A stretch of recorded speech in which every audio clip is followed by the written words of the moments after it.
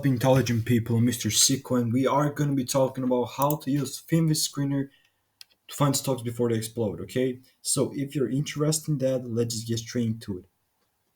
So the first thing that we're going to be talking about will be the earnings date, but overall will not be a, how do I say it?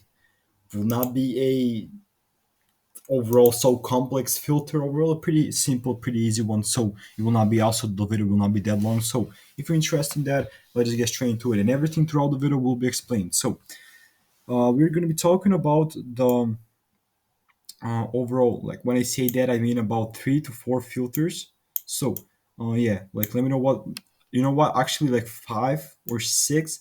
So if you're interested in that, let's just get straight into it.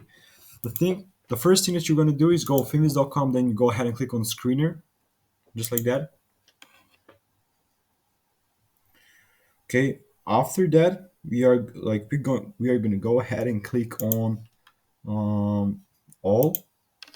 I have some hard time loading this way. I'm kind of talking this way because maybe on the video you see like great, because that's how the recording system like that I use works. But for me, I gotta wait a lot because the internet is bugging me. So the first thing, like, we're only gonna be looking for stocks. Let's just clear that out of the way. Then the price, like this is the stock price. Easy, like easy thing. Like there is nothing to explain right there. Okay. The next thing that I'm going to be using will be the 20 days, the 200-day simple moving average.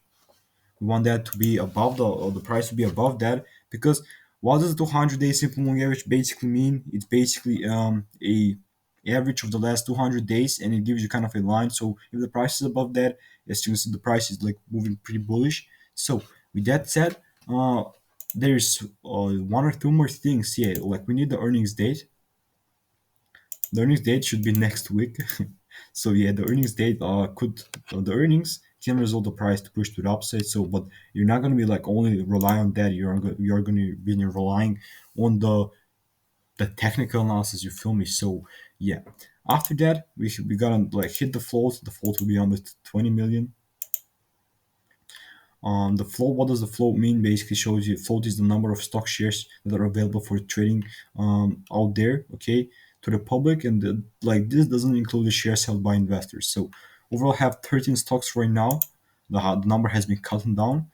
So actually, this is like what we have on the chart. As you see, it's pretty much lowering. This AWRE. This did manage to break through.